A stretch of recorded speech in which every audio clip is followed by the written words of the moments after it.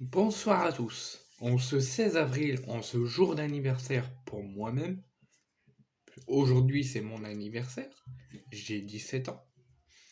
C'est l'anniversaire aussi d'Igor Tudor, qui a 45 ans. Et c'est aussi l'anniversaire d'une légende de l'Olympique de Marseille, Tai Taiwo. Revenons en sportif, l'Olympique de Marseille va jouer à 20h45 ce soir, il est 20h17, c'est dans quelques minutes, je crois que Prime Video a déjà pris l'antenne. Mais je fais cette vidéo pour vous, on va faire le point, et je vais vous annoncer le 11 de départ, très surprenant, d'Igor Tudor pour la rencontre de ce soir.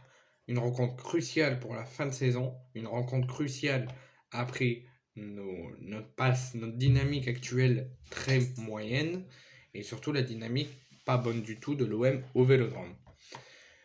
Donc Paolo Lopez au but, il change toujours pas de système, toujours là c'est un 3-4-3, donc Paolo Lopez au but, Kolasinac, Gigot et donc Mbemba.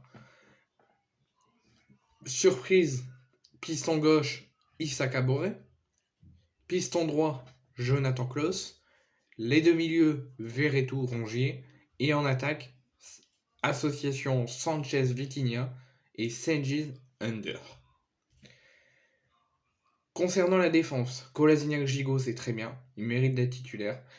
Pareil pour Mbemba, il nous l'avait annoncé en conférence de presse, donc au niveau de la défense à 3 est magnifique. Il nous la faut de toute façon. Mbemba, Gigot, Kolasinac, c'est comme ça qu'on doit jouer, sauf potentiellement qu'il faudra faire jouer Eric Bailly, surtout. Là, qu'il n'a pas encore joué, je ne comprends pas, mais maintenant on commence à avoir l'habitude, donc voilà. Mais la grosse nouvelle, c'est qu'enfin il a compris qu'il ne faut pas mettre Balerdi, qui a mis les 3 bons joueurs. Maintenant, Igor Tudor avance, il a compris enfin que Balerdi ne mérite pas de jouer à l'OM, il l'a mis sur le banc, maintenant il faut qu'il fasse jouer Eric Bailly. Mais sinon la défense est plutôt pas mal. Donc Mbemba, Gigot, Kolasinac, c'est la défense type, et c'est comme ça que ça doit continuer, sauf si des fois ils pourraient potentiellement mettre Eric Bailly.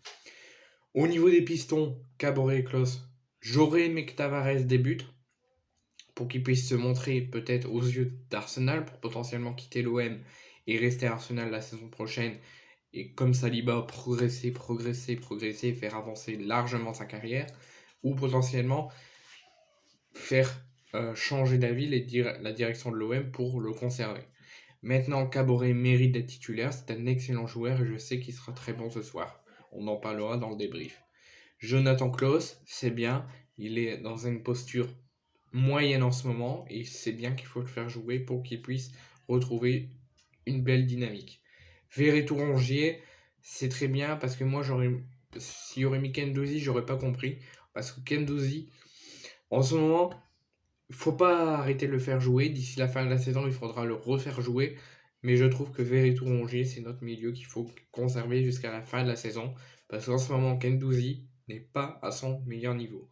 Donc il faut pas le faire stopper de jouer, parce que si on l'arrête de jouer, il ne pourra pas progresser. Mais c'est bien qu'il y a des fois où il ne le met pas. En attaque, c'est ce qu'on voulait. C'est ce qu'on voulait depuis l'arrivée de Vitinha et l'arrivée de Sanchez. C'est un duo Vitinha-Sanchez. Et enfin, on le demande et on l'a. Donc la composition est plutôt, et c'est rare et il faut le constater, la compo est très bonne. Il n'a pas mis Balerdi. Les seules incompréhensions, c'est pourquoi il ne tente pas de mettre Payet pour le faire rentrer dans le système. Pourquoi il n'a pas mis Eric Bailly. Et Tavares et Kendouzi, c'est peut-être pour faire souffler, mais surtout qu'ils sont dans une mauvaise passe. Donc la composition, c'est rare et il faut le constater, il n'y a pas beaucoup de choix contestables par rapport aux dernières compos qu'Igor Tudor a pu mettre.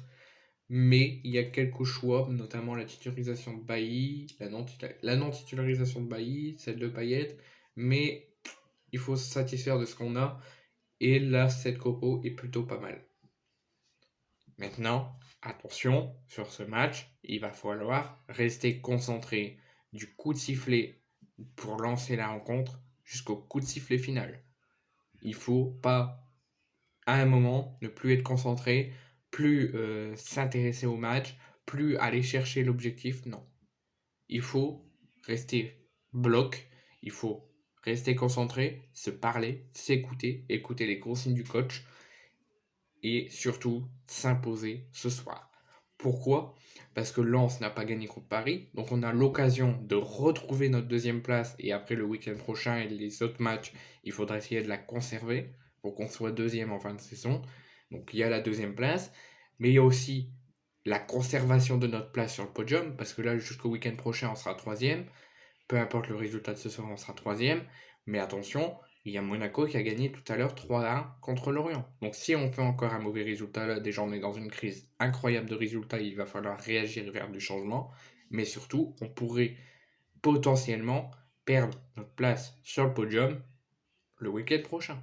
Donc il n'y a plus à réfléchir, plus à calculer, c'est la victoire obligatoire et avec du bon jeu, et avec de la concentration.